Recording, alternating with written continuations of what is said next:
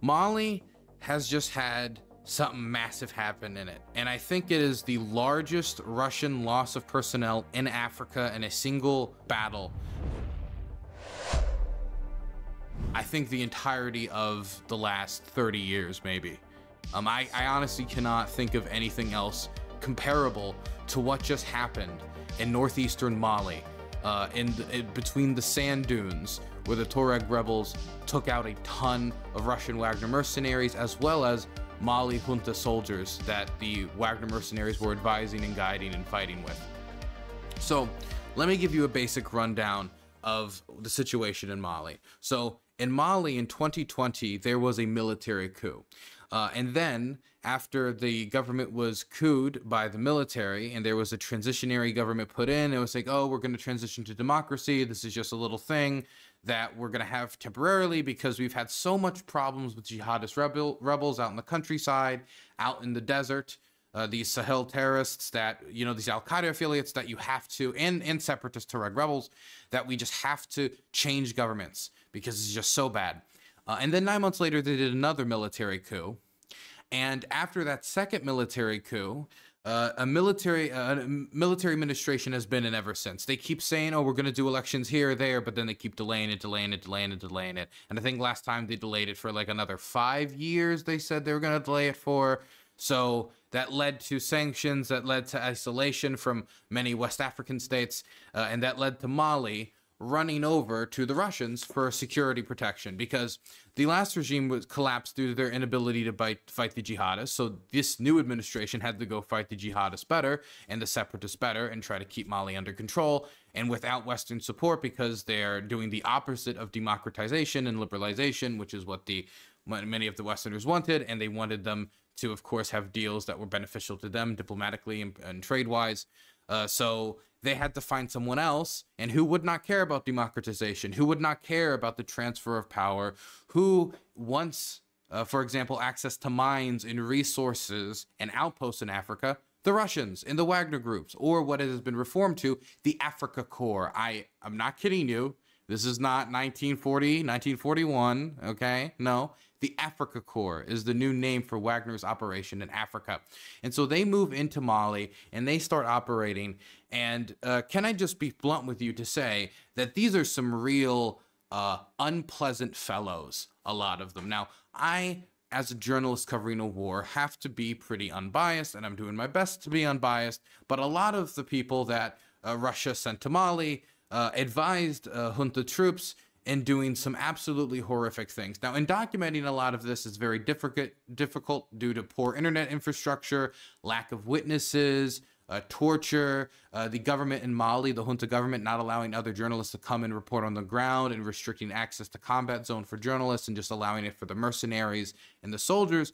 But there has been some reporting on it, and it was kind of impossible to ignore the massive massacre in Mura, which saw hundreds of people killed after they went into the village with a bunch of junta soldiers to try to fight what was supposed to be a jihadi group that was embedded in the village. And there were fighters in the village, but the vast majority of people killed were civilians. Hundreds were killed over multiple days. And this is a UN report that goes hour by hour by hour after collecting witness testimony, forensic information, now all against the work of investigators in the government of Mali and with the Russians, because they restricted these investigators from actually going to the village where this all happened. They said they did their own investigation and not a single civilian died, despite all of the evidence, despite all the witness testimony, despite what was very clear what happened. Not only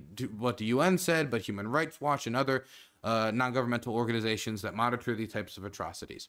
And so they have been trying to assist the government in centralizing control to do what the last government couldn't. And to put it bluntly, it has not been very successful in Mali. In fact, much across West Africa in the Sahel, where there's been a particular problem with terrorism, the Wagner Group has had trouble. And they've had more success in helping the government in, for example, Central Africa stabilize control with a different, a different environment. They haven't centralized control, but they've at least protected the presidential administration. They provide security for the presidential administration. But in Mali, not as successful. And I think the biggest example of this lack of success. Oh, by the way, just if you wanted to get an idea of what happened in this village, I think it would be smart to play this segment posted by Philip Ojani, who has been doing a ton of reporting in Africa, tracking Wagner atrocities. And you can go read some of his pieces for the Daily Beast or some other outlets, which he's also, you know, wrote some publications around these atrocities, to read some of the more details, some of the details that he lays out that don't get time in these 1 to 2 minute news segments on cable news. But let me just play a minute of this audio before we talk about what actually happened in Mali to give you guys some more background. Speaking in April last year, stall owner Amadou said he was arrested on March 27th and taken to a riverbank where thousands of men sat with their hands tied. They took 15 to 20 people. They lined them up about 100 meters from us. They made them kneel down and they shot them. It's distressing. It's unimaginable. It's hard to speak about it. I thank God I got out of it. A lot of my friends were killed there.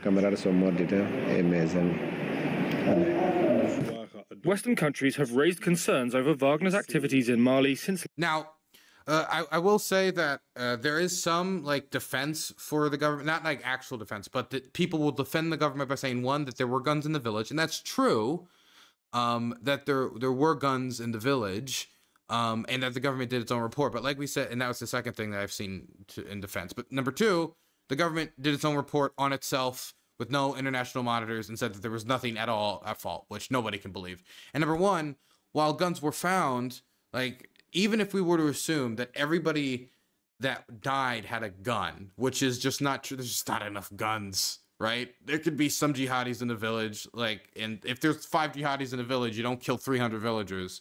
The majority of the people were civilians. But what about the repeated sexual violence? Because there were instances of bedding being taken out of homes, put out in the garden, and then the different soldiers would bring different women that they fancied and captured in the city, and then begin to violate them repeatedly just in the garden and all of this bedding. So there is no counterterrorism reason for that. That is just rampant, horrific violence with no justification. And there was multiple times when I was reading the article about this that they said that this threatened crossing over into crimes against humanity on multiple occasions. And I just kept hearing that term again and again and again. I recommend reading the UN report for yourself. But we're talking about this, where the soldiers, part of the organization that was involved in this, got hit hard by rebels, reportedly, according to the Russians, due to a sandstorm. So the Russians were in an operation where they were going into the northwest of the country, into a village near the border with Algeria and Niger, as you can see right here, if you wanted to see where it was in Mali. And it was a compilation of both Russian soldiers and also junta soldiers. So soldiers part of the Malian armed forces and soldiers part of the Wagner group, which has been now reformed into the Africa Corps, made up of a whole bunch of people. Actually, you can see a picture of the soldiers engaged in this operation here. There are a bunch of people here. I don't want to get into many of the specifics. I heard that there may have been people here that who were taking part of the Battle of Soledar, but a lot of the specifics is still very hazy. Who is who and who is not exactly clear. But we do know one thing, and that is the person who helped manage the Gray Zone Telegram account, which is a media account that's very friendly to Wagner in Russia, that manages news reports and stuff for them to help them. He was killed in Mali here, and there were other officers and important people killed. We just don't have the full picture, so I don't want to engage into too much speculation. But this is the team, as you can see. So they go out there, and according to the Russians, now I'll just tell you the Russian story, and then we'll show some video, because of course with battles and propaganda reports, it's very hard to say exactly what happened. What the Russians say is that they were engaged in you know, pugilism with the enemy over there, and that everything was going great. And then a sandstorm kicked in. And then after the sandstorm kicked in, then the rebels brought in thousands of more guys than they were willing to deal with, because the rebels are, you know, light and you can pick up a truck and come over. And then they just got decimated from all sides. Now, I don't know about the accuracy of that specific telling of events, but I can say the latter part of it, them getting decimated from all sides, is undeniably true, as evidenced by tons and tons and tons of footage of the event. Now, we can't go through all of the footage and the footage that I was going to show you, and so that's why we have like tweet for Anna Nafo. This is not a very professional media account. I have these dragged up because I realized right before I was about to go live, like, oh, I cannot just show you piles of bodies on Twitch. I would like to keep my channel, so I am not going to show that. So instead, we do have some footage of the battle itself, where you don't really see anybody fall down and, you know, end game, so to speak, but you do see footage of the actual fighting that took place.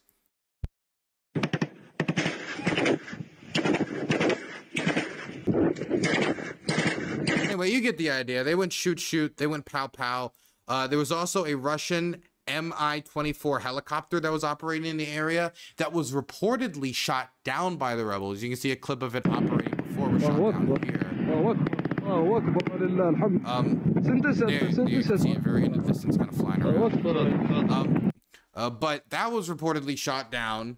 The Russian troops got decimated, and depending on which source you look at, and you can go look at the videos yourself on the internet if you want to go see the actual corpses for 100% truth.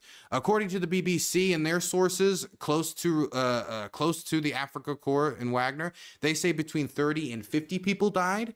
But a different organization, Remnants, which is a far-right Russian neo-Nazi unit fighting on behalf of the Russians in Ukraine, or has fought on behalf of the Russians, I don't know their current status, they report that around roughly 80 actually died. Now, which one you believe, I don't know. Maybe the BBC probably has more respectable sources, considering they're you know, a credible news organization, and Remnants is a far-right nutcase unit. But it depends on which source you want to trust. We can read a little bit maybe about what the Remnants unit posted on it. This is from, of course, Remnants, so this is a very pro-Russian source. Commander of the 13th Assault Unit, call sign Remnants, currently on the territory of the Republic of Mali in the area of the city of Tin Zatouin. The Malian armed forces are conducting an operation with the support of Wagner PMC. To be specific, they were supported by the 13th Assault Unit, which unfortunately I commanded. But due to circumstances, I left the company. But my people still remain there and finished the contract. At the moment, according to my information, there are more than 80 people killed as a result of this operation. More than 15 people are in captivity. This concerns our Russian comrades, military personnel, and all who respect the interests of Russia. I, the commander of the 13th Assault Detachment, contacted people from the Africa Corps and the Special Forces. I still can't believe they really went with that name. And the Special Forces, trying to convey a message to the Deputy Minister of Defense. I simply asked for help from the Minister of Defense, from the government of our motherland in this matter. In turn, I am ready to provide myself and all those people who be ready to follow me absolutely free of charge in order to save these boys. Basically, they're saying, give us guns, let us go save those who were captured. I can gather all the people who will be ready to fly there free of charge without any insurance payments. I will hire a charter, and together with these people, I will fly to Mali. I don't think they want to lose like another 40 guys because a bunch of neo-Nazis and ATVs ran out of water in the middle of the desert and then got capped by a bunch of Tuareg rebels. Anyway, that's what Remnants had to say about the matter. By the way, before I talk about one thing they said, which I know for sure is true, here is a crazy fact talked about by Jay Conrahan of the fantastic small media outlet doing war journalism, Popular Front, that comments on the fact that Remnants Group, again, a Russian neo-Nazi military unit, has a pre-workout brand that it sells for money.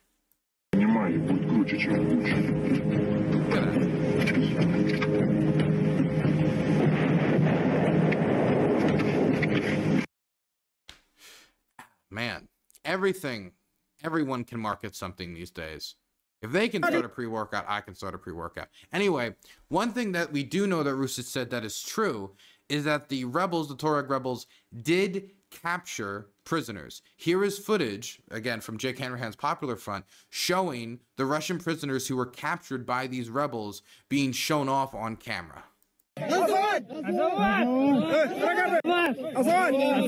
Malino! Malino! Russiano! Russiano! Wagner no! Azawad!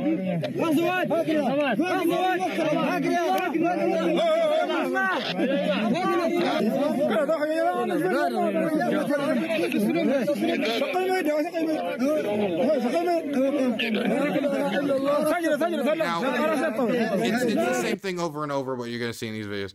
So there's a few things that are said here that I guess I'll mention because maybe people just don't know the history, or, you know, I think people can get the idea of what Russia no and Wagner no means. It means Russia bad, Wagner bad. They're making them say this to, you know, haha, look at the guy in Wagner saying Wagner bad, look at the guy from Russia saying Russia bad.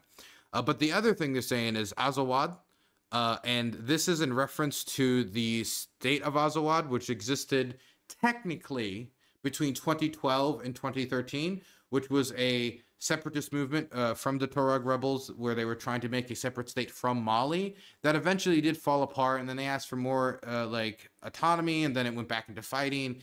But the point is, it's part of a movement from the Tuareg people of northwestern Mali for independence. So it's a separatist slogan is basically what they're yelling over and over. So they're basically it's their equivalent of throwing up their movement's gang sign, if you get the idea. You know, it'd be like Slava Ukraini almost. I will say something that was very strange about this. And I don't want to, I thought about maybe getting into like the specifics of, like, for example, the Malayan branch of Al-Qaeda also claimed this attack. Now, the Tuareg rebels claimed this attack, but also Al-Qaeda did. Now, I'm not going to say their full name because their full name is like stupid and long, and the same thing with like the Tuareg rebel group's name because the full thing is like long and kind of silly and ridiculous. But it's basically referred to as Al-Qaeda in Mali. Now, two groups, while it might seem silly for two groups to claim the same attacks, this is not that crazy in much of the, let's just say, destabilized world where terror groups operate.